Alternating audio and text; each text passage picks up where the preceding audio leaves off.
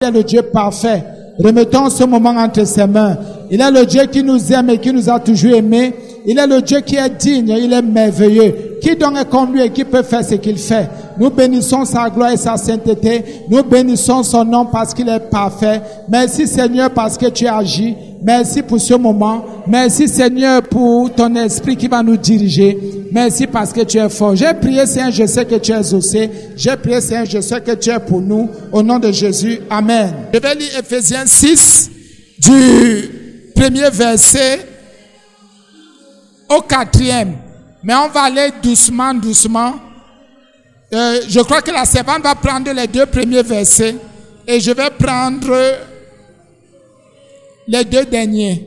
Je lis d'abord tout. La servante va prendre les 2 premiers.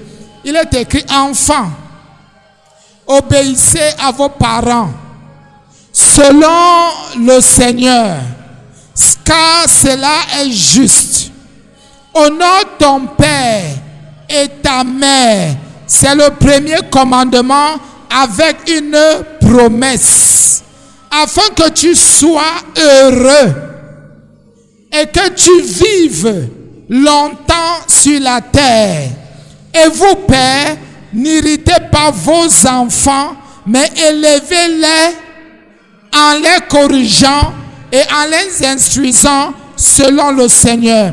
Je donne juste la définition de l'enfant. L'enfant est un être qui est né de 2 parents et qui est sous l'autorité de ces parents-là. Simplement, né des parents et qui est sous l'autorité de ses parents. Donc, c'est pas compliqué, c'est pas difficile. Quand on dit qu'on est enfant, c'est qu'on est né, bien sûr, de 2 parents et qu'on est sous l'autorité. Il y a la naissance physique et la naissance spirituelle. Dans tous les cas, en tant qu'enfant, on est sous l'autorité. On est né et on est sous l'autorité. Et c'est très important. Et quand on dit qu'on est sous l'autorité, c'est qu'on comprend que on n'a des regards que vers ce papa, cette maman, ce tu sais, dont je vais laisser la servante. Elle va prendre les 2 premiers versets. Amen. Que le Seigneur nous bénisse encore aujourd'hui. Nous sommes dans Ephésiens 6, premier verset d'abord. Enfants, obéissez à vos parents selon le Seigneur, car cela est juste. La Bible dit aux enfants ici: enfants, pliez-vous volontairement aux exigences de vos parents. Cela plaît à Dieu. Ce que papa te demande de faire, ce que maman te demande de faire, fais-le, c'est tout. On ne se pose pas de questions, on ne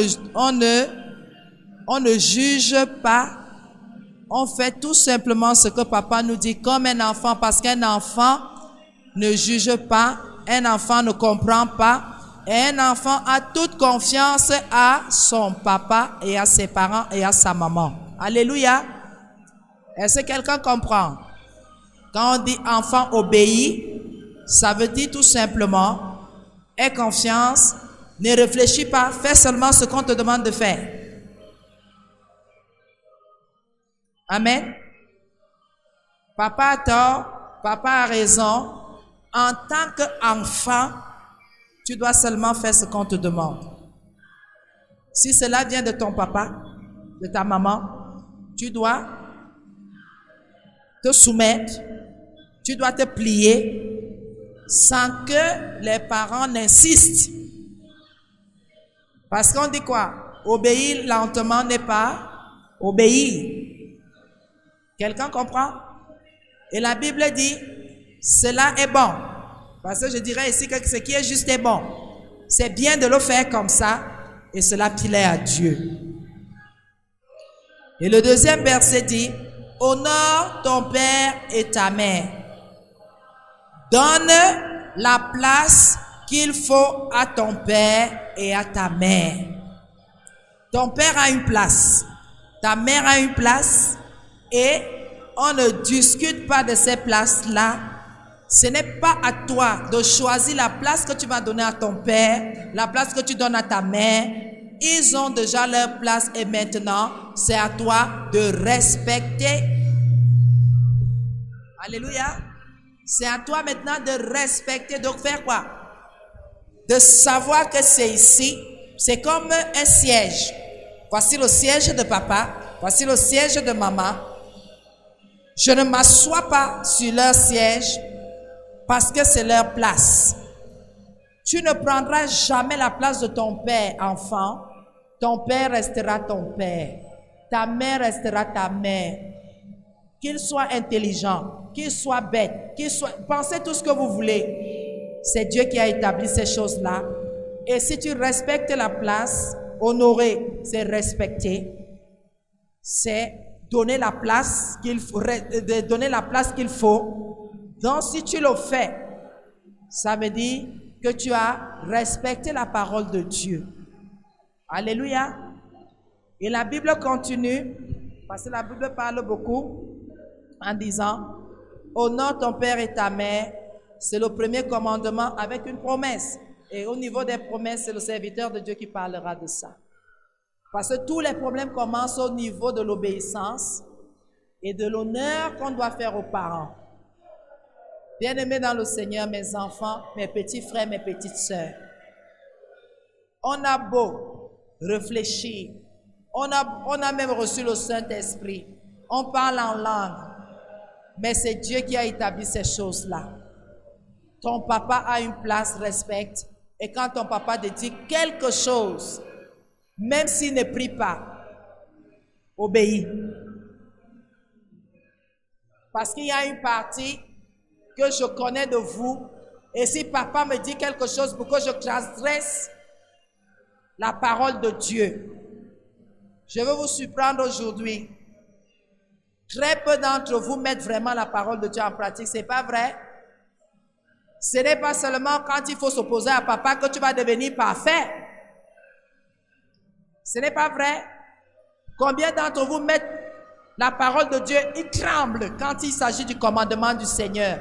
Ce n'est pas seulement quand il faut manquer de respect à papa, quand il faut le mettre mal à l'aise que tu vas sortir les versets bibliques. Parce qu'il y a une de nos jeunes filles ici, quand son papa lui dit, la Bible dit, honore ton père et ta mère, elle dit selon le Seigneur. Alors que quand on faisait attention à elle, elle n'était pas si respectueuse que ça et elle ne mettait pas la parole de Dieu en pratique. Je ne voudrais pas qu'en vous, les enfants, qu'il y ait cette colère. Un enfant n'a pas besoin d'être en colère. Qu'il y ait la critique. Parce que vous êtes très mal placé pour porter critique et critiquer l'éducation ou les actions de vos parents. Vous êtes incapable de vous assumer déjà. Le seul truc qu'on vous demande, pliez-vous. Lave le sol, tu laves. Si tu as de mauvaises pensées, tu es un mauvais fils et tu es une mauvaise fille. Parce qu'entre vous là, vous croyez que parce que vos parents vous aiment, ils sont devenus des enfants et vous êtes devenus des adultes. Quand bien même papa veut vous reprendre, maman veut vous dire quelque chose, vous ne savez pas vous taire. Ça, c'est un manque de respect. Quand un aîné parle, tu dois écouter. Et après, tu dois demander, est-ce que je peux parler? Quelqu'un avec moi? Même si tu es colosse, même si c'est toi qui tapes tout le Cameroun, il faut savoir le faire. C'est un signe de respect. Quelqu'un comprend? Si tu sais que papa est papa, maman est maman, on enlève papa et maman. Maman est ton aîné, papa est ton aîné. D'abord, il te gagne en tout. C'est papa qui te donne à manger. C'est papa qui t'achète tes médicaments. Et même s'il ne le fait pas, c'est ton père. C'est Dieu qui a voulu ça. Quand ton parent parle, tu tiens tes lèvres. Tant qu'il n'a pas fini sa parole et tu n'as pas demandé la parole, tu n'ouvres pas ta bouche. Et si tu ouvres seulement ta bouche, c'est pour dire, est-ce que je peux? Et d'une façon polie, posée.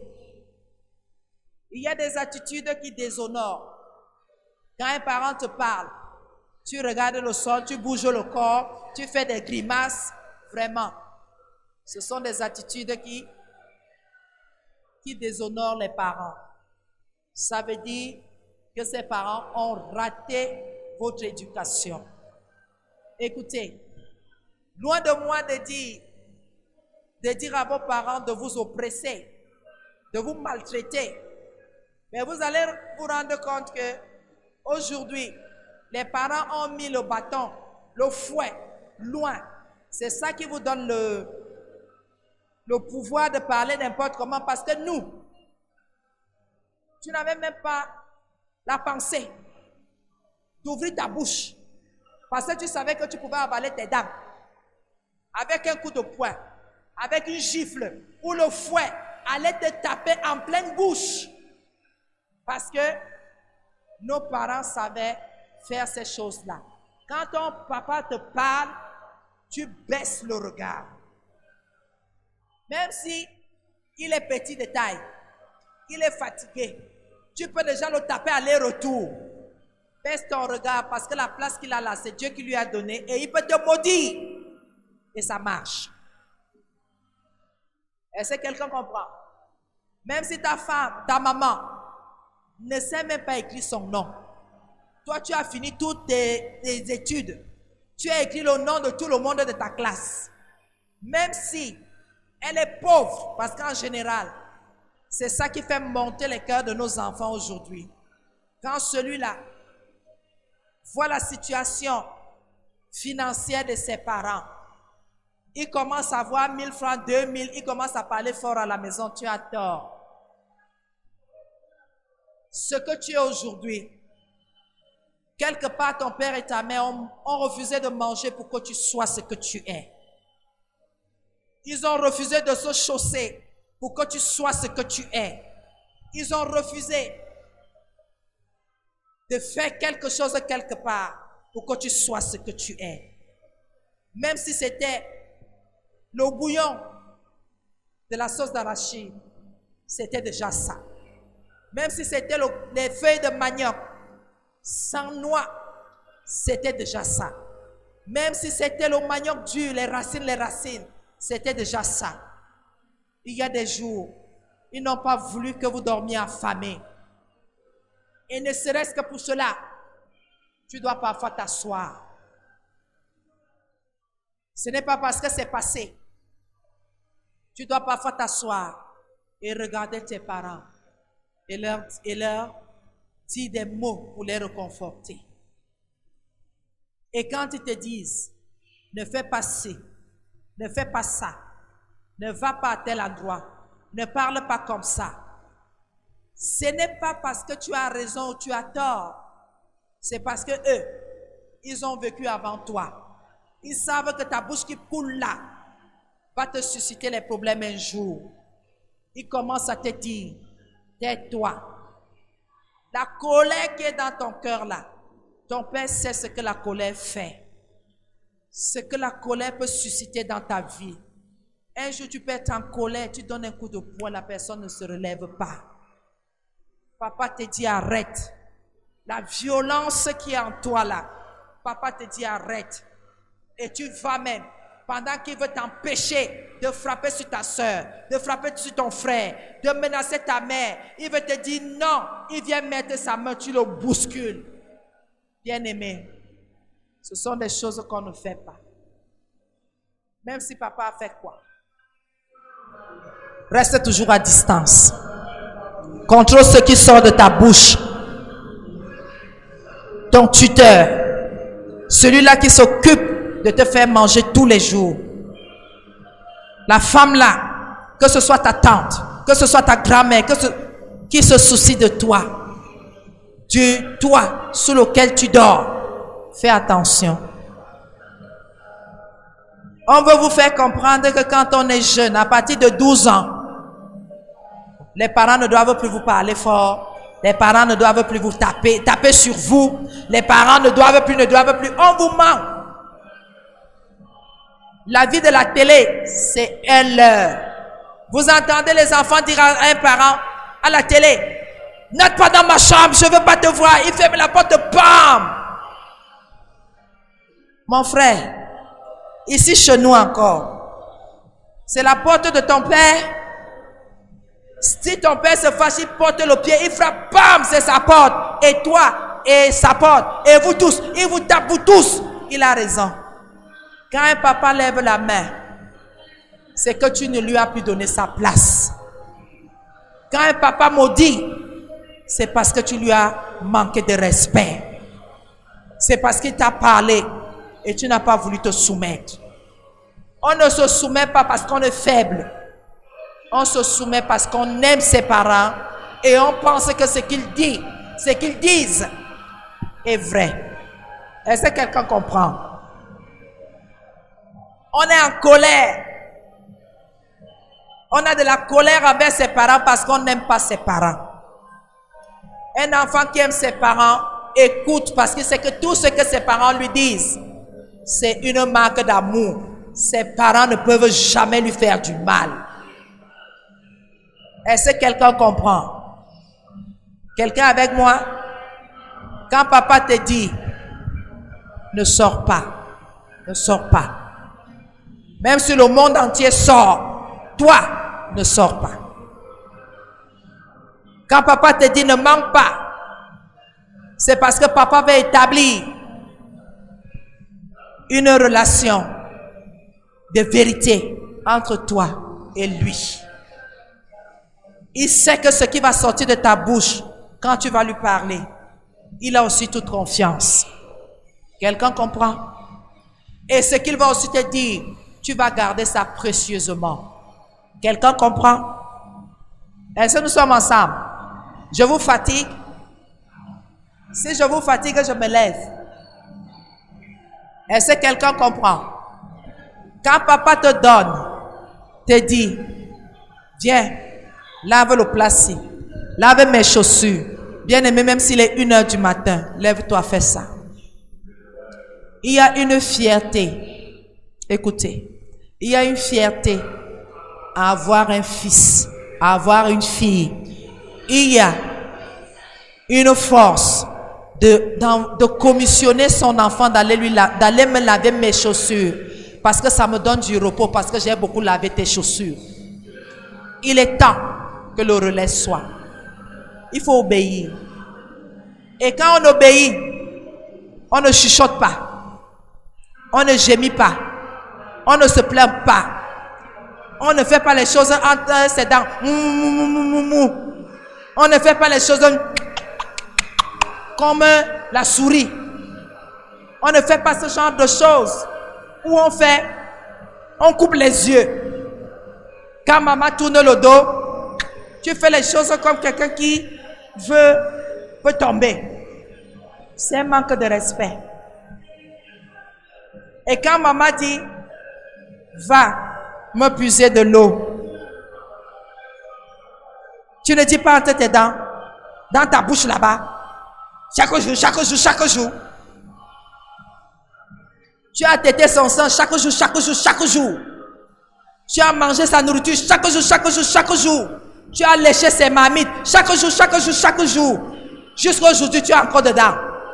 N'est-ce pas? Quand ton parent te dit, va défricher, va désherber, les herbes sont devant la porte. Tu vas. Sans dire, c'est même devenu quoi? Les voisins vont me voir, est-ce que je suis une villageoise? Les vraies femmes désherbent. Hein, mes filles?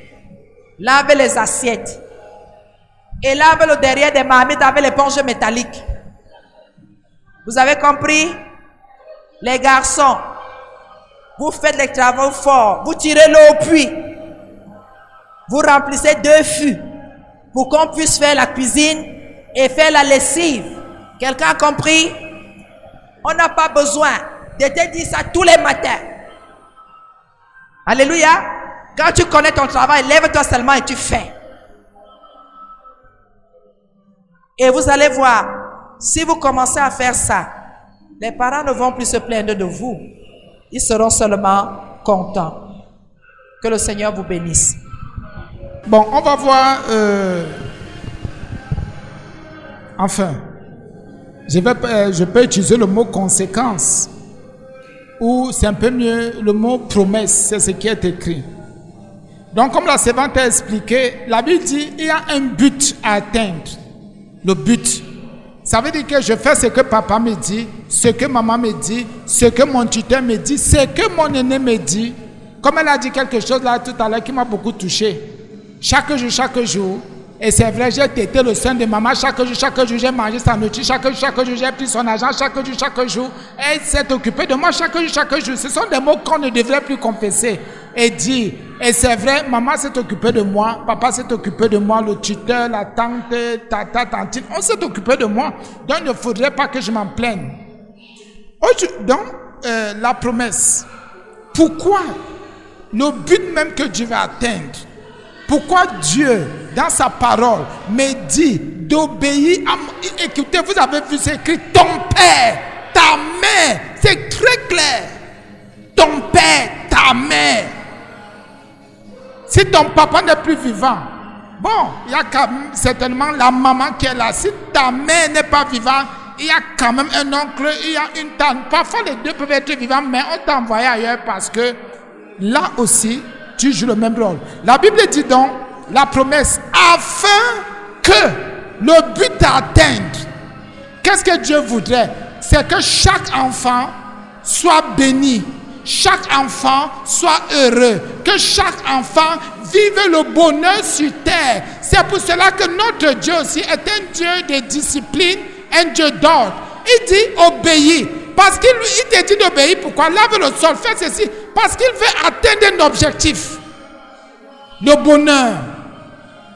Il veut, donc, un enfant, celui qui n'obéit pas à son père, à sa mère, ne peut pas être heureux. Il sera malheureux. Donc, si on te dit, papa te dit de faire quelque chose, maman te dit de faire, tu ne fais pas. Sache que le malheur est déjà descendu dans ta vie. Ah oui, c'est vrai. C'est très vrai. Donc, si on me dit de laver le sol, je rechigne, je dis, ah, c'est quoi, c'est devenu quoi? Je deviens malheureux. D'abord, ce que je dis là, c'est le malheur. On me commissionne, je refuse, c'est le malheur. Afin que le but, il y ait un but à atteindre.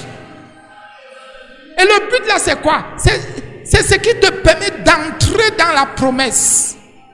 Pour que les promesses s'accomplissent. Et c'est très important.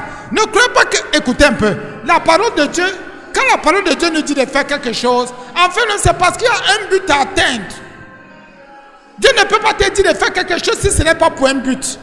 Si on te dit ne manque pas, c'est parce qu'il y a un but à atteindre. C'est pour ça qu'on te dit ne manque pas. Si on te dit ne vole pas l'argent de tes parents, ne vole pas l'argent de maman, ne vole pas quand maman a mis sa chose, ne touche pas. Demande d'abord la permission à papa, demande la permission à maman. C'est parce qu'il y a un but à atteindre. Ce n'est jamais pour rien. Donc ici, la Bible dit que le premier but à atteindre, c'est que tu sois comment? Heureux. Heureux, le bonheur. Donc tous les enfants désobéissants sont malheureux. Et c'est à partir de 25, 30, 40, 50 ans qu'ils disent que... donc j'ai été un enfant désobéissant. Oui. Écoutez ici. Même si le sorcier s'oppose à toi, même si le sorcier t'attaque, même si les voisins, les camarades t'attaquent, si toi tu obéis à ton père et à ta mère, tu seras heureux. Pourquoi? La vraie bénédiction de ta vie sortira de ton obéissance à ton père et à ta mère. Le bonheur viendra de là. Donc tout ce que tu auras accumulé depuis l'âge d'1 an, 2 ans, 3, jusqu'à ce que tu quittes la maison de tes parents.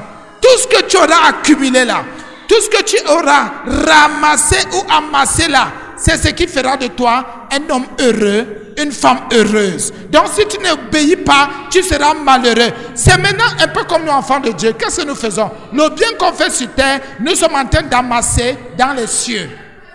On ne voit pas toujours ce qu'on amasse, mais on obéit à Dieu, on ne ment pas, on ne vole pas, on n'est pas dans la chair, on ne fait pas ceci, on amasse spirituellement. Ce qui fait qu'après, il y aura le bonheur. Toi, le bien que tu fais là, maman te dit fais, tu fais. Papa te dit fais, tu fais. Tu es en train d'amasser. C'est après que tu vas voir que même dans tes études, tu t'en sors. Et après le moment venu, tu vas évoluer. C'est ce bonheur-là qui va t'accompagner. Donc l'obéissance est la préparation ou la formation au futur bonheur que tu vas recevoir. Donc l'obéissance, c'est quoi? C'est une préparation, c'est une formation au futur bonheur que tu vas vivre. Mais si tu n'obéis pas, ne crois pas que tu seras heureux. Même si on force comment, on te donne un travail, on te donne tout ce qu'on va te donner là, tu vas gaspiller. Ah oui. Donc la Bible dit que c'est la première promesse. C'est la première promesse, le bonheur. Donc chaque enfant devrait revoir son attitude, devrait revoir ses méthodes et sa façon maintenant de traiter ses parents. Est-ce que vous savez qu'il y a des enfants qui maltraitent les parents? Il y a des enfants qui maltraitent papa, qui maltraitent maman. Comment on peut dire que je maltraite mon papa, je maltraite ma maman, je maltraite ma mère, mon père? Comment? Quand j'ai désobéi. La désobéissance est une maltraitance. Quand tu désobéis à papa, tu désobéis à maman, tu es en train de maltraiter ton père, tu maltraites ta mère. Si tu veux vraiment bien traiter ton papa, ta maman, ton père, ta mère, il faut obéir. Les enfants, comment un petit comme moi je peux maltraiter? Oui. Parce que quand tu désobéis, ton père est mal à l'aise, ta mère aussi mal à l'aise. Et il y a des parents qui dorment mal. Quand ces parents voient la désobéissance, ils deviennent malheureux. Ils sont blessés. Et pour cela, vous aussi vous serez blessés parce que ça fait partie des choses que vous amassez. Le malheur de vos parents. Et vous ne pouvez pas faire que vous rendez vos parents malheureux. Et vous croyez qu'un jour vous serez heureux. Ce n'est pas possible. Ça ne passe pas. Chaque fois que tu vas obéir à ton père, à ta mère, tu le rends heureux, tu la rends heureuse. Alors tu es en train d'accumuler. Et ce bonheur-là, chaque papa dit, et Seigneur, comme cet enfant me rend heureux, que sa vie soit heureuse. Que cet enfant reçoive le bonheur que j'ai là maintenant. Et chaque fois que le parent sera réjoui dans son cœur, le papa, la maman, ne vous dérangez pas. Nous amassons tous les jours. Faites ceci, je fais à 1h du matin, à 2h, à 8h, à 6h, à 5h. Il n'y a pas d'heure. Vraiment, il y a le bonheur. À un moment donné, ce bonheur-là va te repérer. Tu n'auras pas besoin de te battre dans la vie. Ce bonheur-là va te chercher. Ça dit l'obéissance sera ton identité. L'obéissance sera même ton identité. L'obéissance sera même ton nom. On va t'appeler obéissant. Pourquoi? Parce que tu as suscité le bonheur dans le cœur de ton père, dans le cœur de ta mère, de ton tuteur, de ta tante, de ton oncle, dans le cœur de ton aîné. Tu as suscité quelque chose. On va t'appeler maintenant obéissant, obéissante. Ce sera ton nom. Le bonheur. Lui, un enfant de Dieu. Écoutez un peu, tu parles à l'école, tu n'es pas heureux. Tu peux avoir tous les diplômes, tu n'es pas heureux. Tu peux avoir toute la connaissance humaine, tu n'es pas heureux. Tu peux avoir tous les amis, tu n'es pas heureux.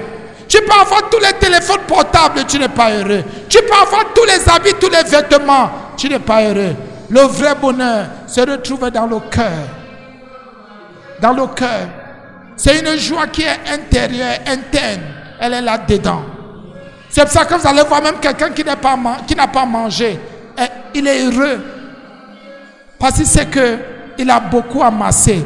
Et un jour, les choses vont changer. Afin que tu sois heureux. Et que tu fasses comment? Que tu vives. Que tu vives.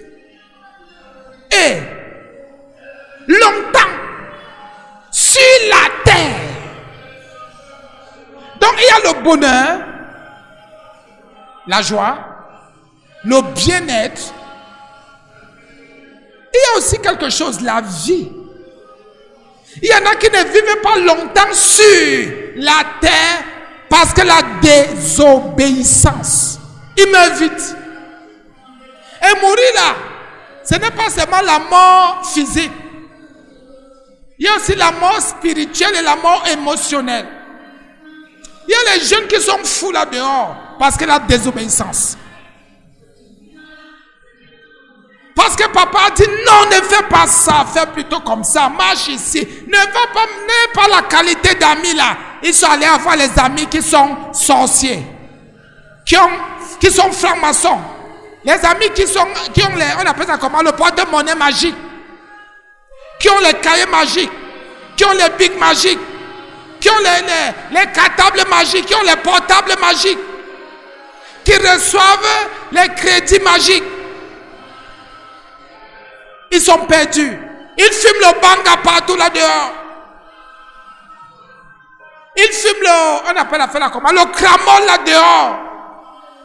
Mais ils sont déjà morts. Tous ceux qui fument le cramol sont morts. Tous ceux qui fument le banga sont morts. Tous ceux qui prennent toutes ces choses-là sont morts. Ils ne vivent plus. Ils prennent des stimulants parce qu'ils ne vivent plus, ils sont désobéissants. Ils ont été désobéissants et ils sont morts. C'est pour cela que pour leurs parents, quand on dit un parent, mais voilà ton enfant qu'on a vu là-bas, il est mort pour moi. Et beaucoup de parents disent que moi, l'enfant là, il est mort. Pour moi, il est mort. Pour moi, il n'est plus vivant. Beaucoup de parents disent ça. Pourquoi? Pour dire que sa désobéissance l'a tué. Vous le voyez de vivant. Il marche, il mange, mais il est mort pour son père, mort pour sa mère. Il n'est plus vivant. Et quand tu es mort pour ton père, mort pour ta mère, ne te dérange pas. Même pour la nation, tu es mort. Tu es morte. C'est pour ça qu'il faut faire attention. La Bible dit, il faut vivre longtemps. Fais ce qu'il y a à faire. Tu vivras longtemps sur la terre. Ça veut dire que même le sorcier ne va pas te tuer. Aucun sorcier ne va te manger. Parce que tu as obéi. Tu as obéi. Même si le sorcier l'a fait comment, il va dire, mais voici un enfant qui réjouit le cœur de son père. Voici un enfant qui réjouit le cœur de sa mère. Il va vivre longtemps. Même si tu es sur une moto, une voiture vient te cogner, bam, tu ne vas pas mourir. Parce que tu obéis. Et parce que tu as lavé le sol quand il fallait. Tu as allé en commission quand il le fallait. Tu as fait la lessive quand il le fallait. Tu as fait ce qu'il fallait faire. Même si la voiture vient te cogner, tu ne vas pas mourir. Parce qu'il y a une promesse sur ta vie. Il y a une promesse qui parle pour toi. Il y a une promesse qui témoigne. Dans le bien que tu as fait là, même si c'est le poison qu'on te donne à l'école, même si c'est n'importe quoi qu'on te donne, tu vas rester vivant parce que tu es obéissant, parce qu'il y a une promesse de Dieu éternel qui parle sur toi, qui te couvre, qui te protège. La promesse protège. Et ce n'est pas un homme qui te promet, ce n'est même pas ton père qui te promet, mais c'est ton Dieu qui te promet. Vraiment, l'obéissance est une couverture spirituelle, une couverture morale. L'obéissance est une grande couverture. Tous ceux qui obéissent, bien aimé, il y a des choses qui ne leur arriveront jamais. Il y a un genre d'accident que vous n'aurez pas. Il y a un genre d'incident que vous n'aurez pas. Il y a certaines choses que vous n'allez pas vivre. Parce que l'obéissance, elle va témoigner en votre faveur. Chaque fois que le mal va chercher à s'attaquer à vous, l'obéissance va se présenter. Ce que vous avez fait à la maison, vous avez fait ce qu'il y avait à faire. C'est un peu comme un enfant qui a fait tout ce qu'il fallait faire à la maison. Et maintenant il sort. Chers enfants, écoutez très bien la parole de Dieu. Ne croyez pas que quand vous obéissez, c'est au profit de vos parents. Jamais les parents ne profitent de rien. Parce que la plupart des parents peuvent encore travailler. Ils peuvent encore faire ce qu'il y a à faire. L'obéissance là, c'est pour ton gain, c'est pour toi-même. Les gens vont chercher à t'attaquer. C'est que le travail que tu as fait à la maison va venir te protéger. Parce que tu écoutes. Dans l'obéissance, il y a aussi l'écoute. Celui qui obéit écoute. Il est très attentif. Il ne juge pas. La Sévanat d'ailleurs tout dit. Il ne juge pas son père ou sa mère. Donc on voit ici que, comme je disais tantôt par le Saint-Esprit, il y a le bonheur et on vit longtemps. Ça veut dire que quels que soient les obstacles que nous allons rencontrer, quelle que soit l'adversité, comment dire, les objections, les attaques des hommes, nous allons toujours nous en sortir. Nous allons toujours. L'obéissance, bien-aimé. Dieu ne demande pas 1000 choses aux enfants. Une seule chose, l'obéissance. L'obéissance. Lisez toute la Bible. L'obéissance. Et même à la maison, vous allez lire. Je prends un exemple. Notez ça, même à la maison, vous allez lire.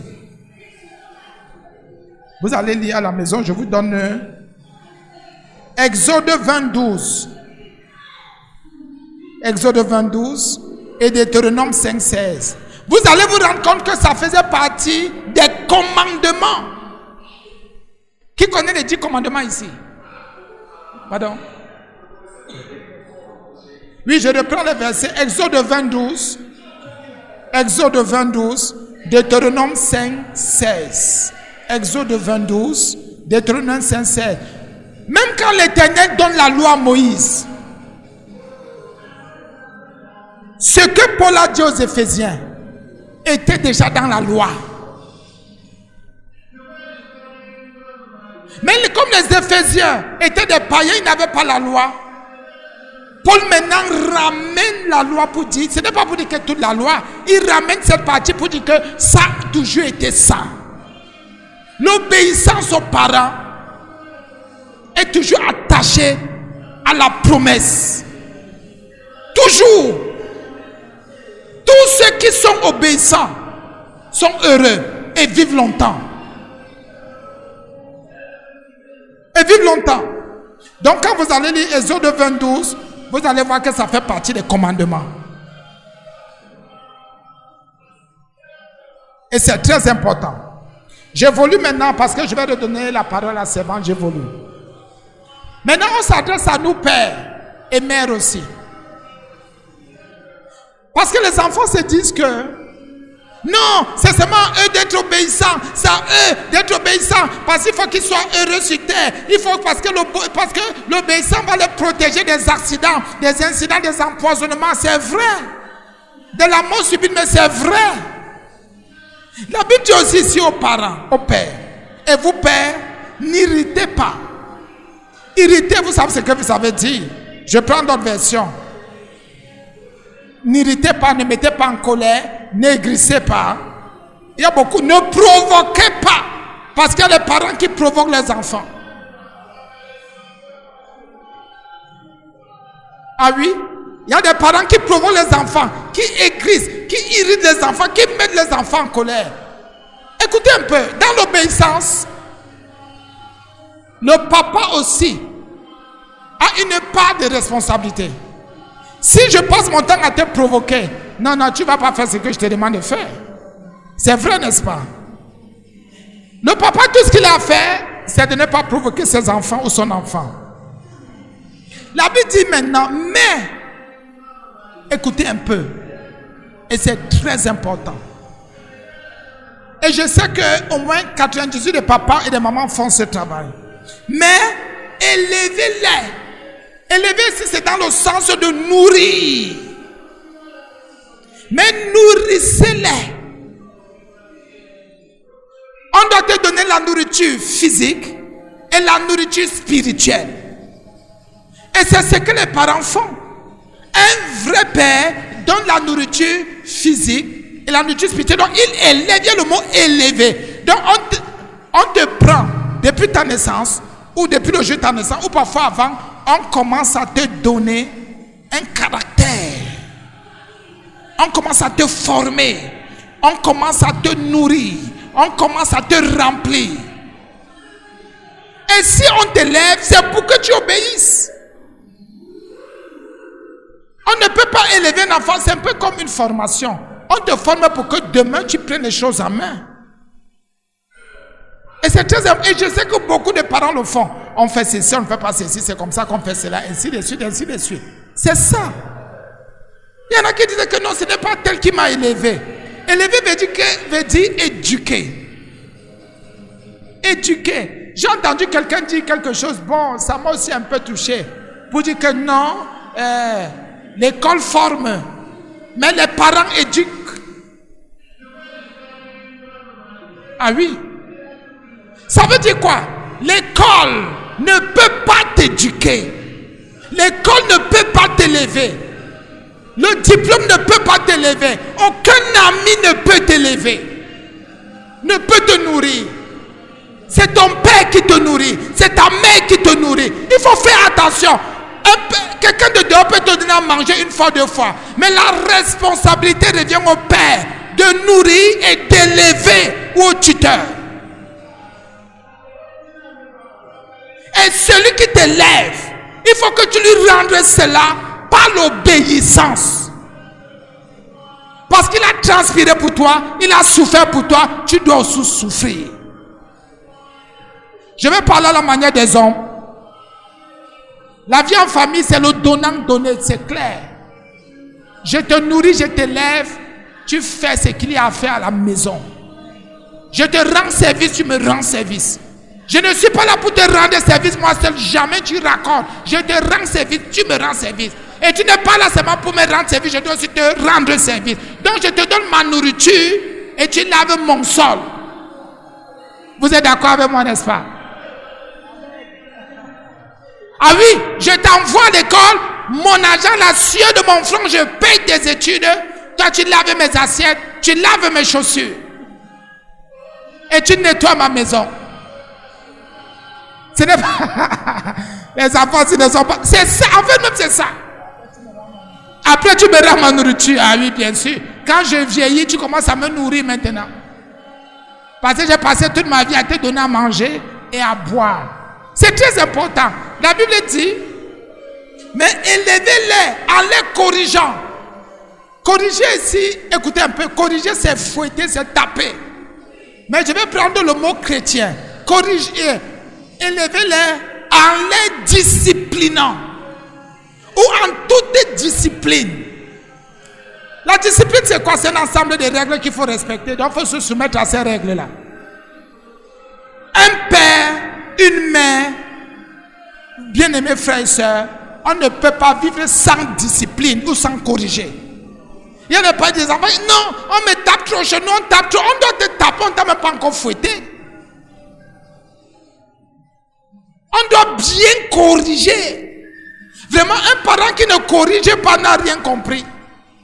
Il va former des enfants malheureux. Pour qu'un enfant soit heureux, il faut qu'on le corrige. Vous avez remarqué, n'est-ce pas? Vous savez pourquoi il y a beaucoup d'enfants malheureux dehors? Parce qu'on ne les a pas corrigés. On ne les a pas disciplinés.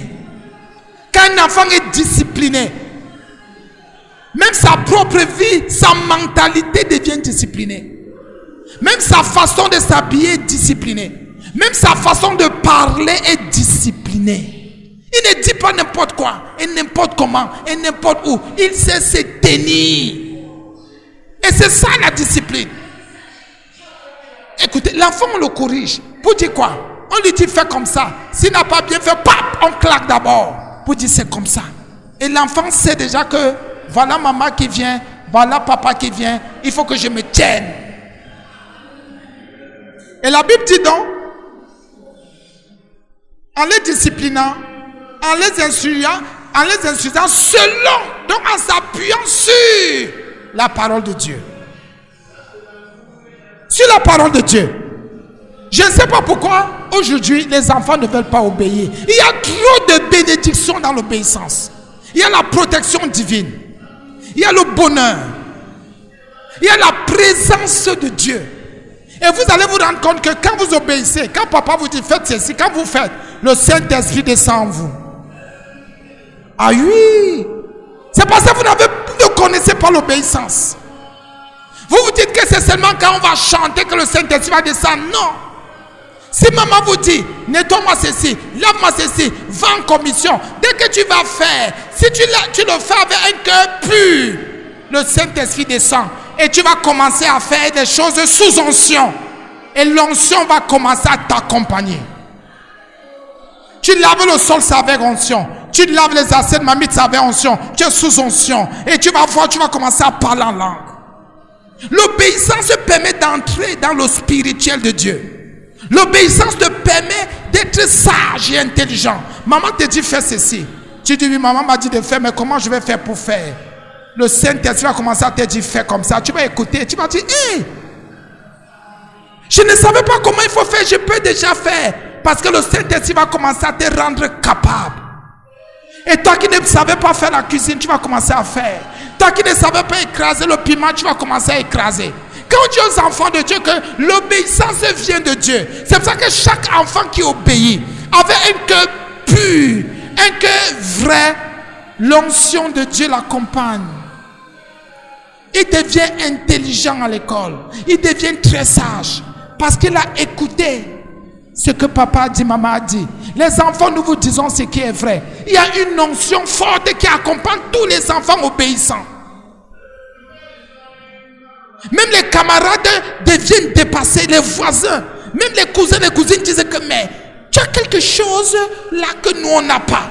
Oui, parce que quand tu vas même commencer à balayer, tu vas balayer avec un gestuel qui est très sain. Tu vas balayer avec, en adorant ton Dieu. Et l'onction va couler. Tu vas voir ta cousine commencer à bailler. Elle va dire, mais pourquoi quand tu balayes le sol, moi je baille. Mais pourquoi quand tu laves le sol, moi je transpire. Mais pourquoi quand tu fais la cuisine, je commence à trembler. Parce qu'il y a une onction. L'onction qui est liée à l'obéissance. Cette onction va t'accompagner dans tout ce que tu vas faire. Et il y a un bonheur là-dedans.